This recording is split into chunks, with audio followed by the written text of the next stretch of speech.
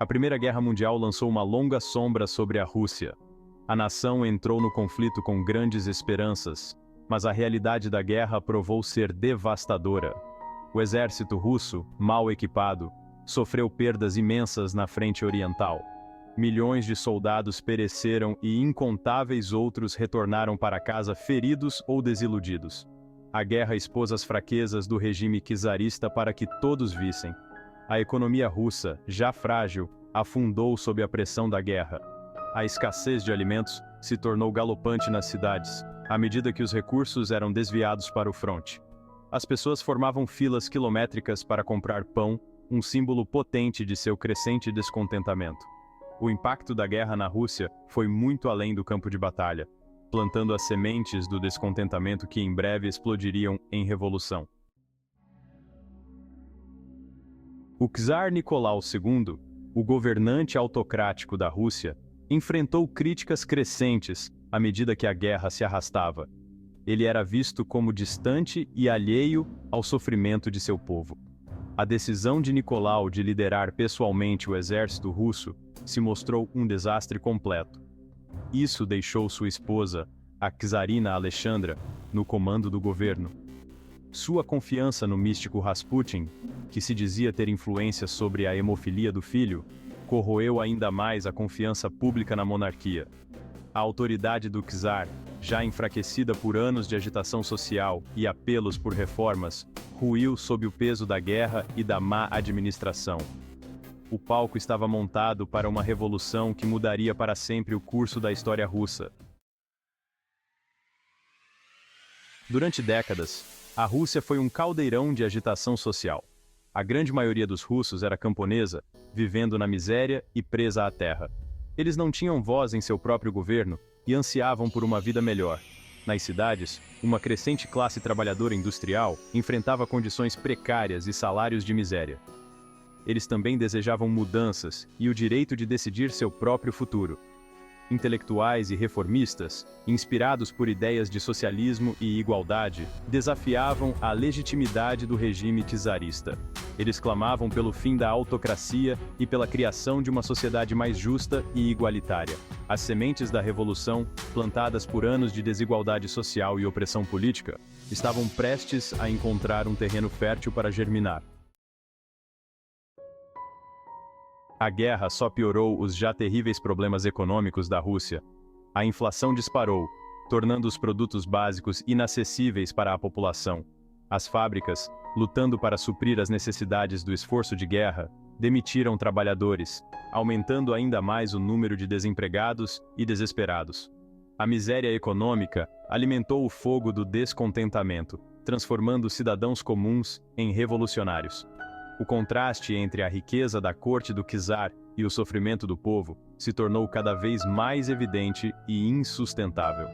O governo czarista parecia não ter a vontade ou a capacidade de resolver os problemas da população.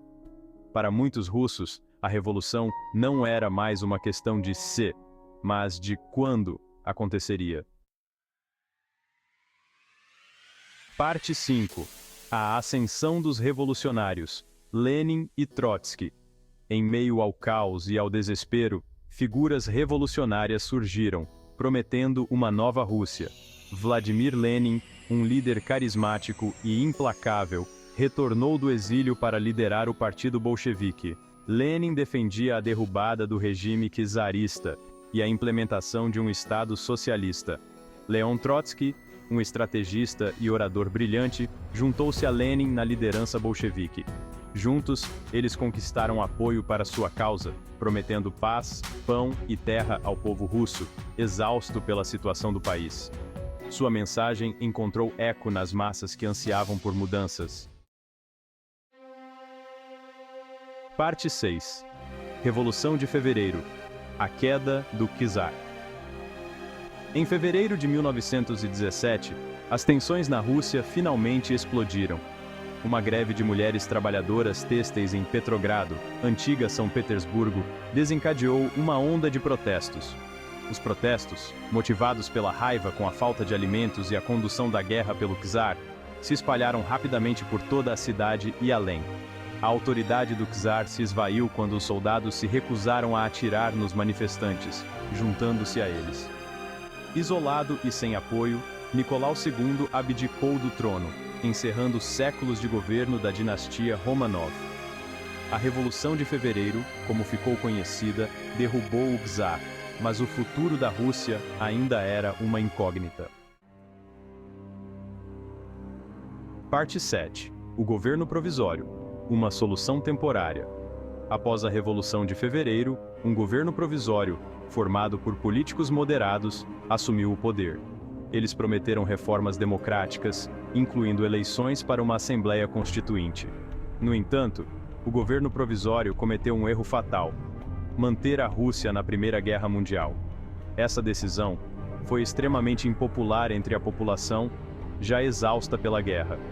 Enquanto isso, os bolcheviques, liderados por Lenin e Trotsky, continuaram a defender uma revolução mais radical.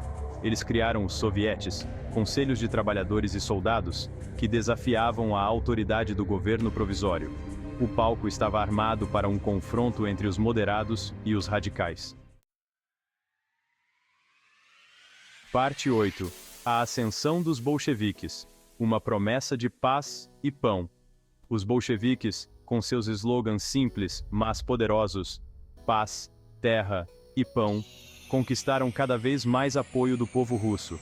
Lenin prometeu acabar com a guerra, redistribuir as terras para os camponeses e entregar o controle das fábricas aos trabalhadores. Essas promessas ressoaram profundamente em uma população devastada pela guerra e pela pobreza. Os bolcheviques souberam explorar as fraquezas do governo provisório, pintando-os como indecisos e distantes da realidade do povo. Eles se colocavam como os verdadeiros representantes da vontade popular. Enquanto a popularidade do governo provisório despencava, a influência dos bolcheviques aumentava, preparando o terreno para a tomada do poder. Parte 9. Revolução de Outubro. A tomada do poder.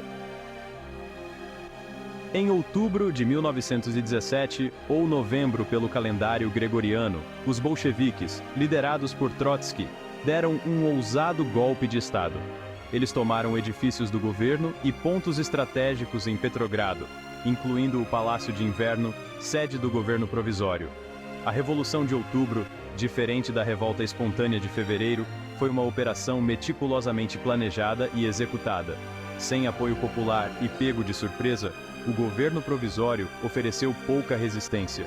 Os bolcheviques consolidaram rapidamente o poder, tornando-se os novos governantes da Rússia. A Revolução de Outubro marcou um ponto crucial na história da Rússia, dando início a uma nova era, a do governo comunista. Parte 10. Nascimento da União Soviética. Uma nova era começa. Após a vitória na Revolução de Outubro, os bolcheviques iniciaram a construção de uma nova sociedade baseada em seus ideais comunistas. Eles mudaram seu nome para Partido Comunista e fundaram o primeiro Estado socialista do mundo. O Império Russo foi dissolvido, dando lugar à União das Repúblicas Socialistas Soviéticas, a URSS, ou simplesmente União Soviética. Os bolcheviques implementaram mudanças drásticas, como a nacionalização da indústria, a coletivização da agricultura e a repressão de qualquer oposição ao governo. Eles enfrentaram uma violenta guerra civil contra as forças anticomunistas, da qual saíram vitoriosos. A União Soviética, erguida sobre as ruínas do Império Russo, se tornaria uma potência mundial, moldando o século XX. Parte 11. O impacto global. As ondas da Revolução. A Revolução Russa reverberou por todo o mundo. Ela inspirou trabalhadores e revolucionários em outros países, que viram na vitória dos bolcheviques a esperança de um futuro melhor. A Revolução também alimentou o medo da expansão do comunismo, levando ao terror vermelho nos Estados Unidos e à ascensão de movimentos anticomunistas em vários lugares do mundo. A existência da União Soviética desafiou a ordem mundial capitalista, provocando conflitos ideológicos e guerras por procuração que marcaram a Guerra Fria. A Revolução Russa e seu legado ainda são estudados e debatidos, servindo como um lembrete da força transformadora da revolução e da busca por ideais utópicos.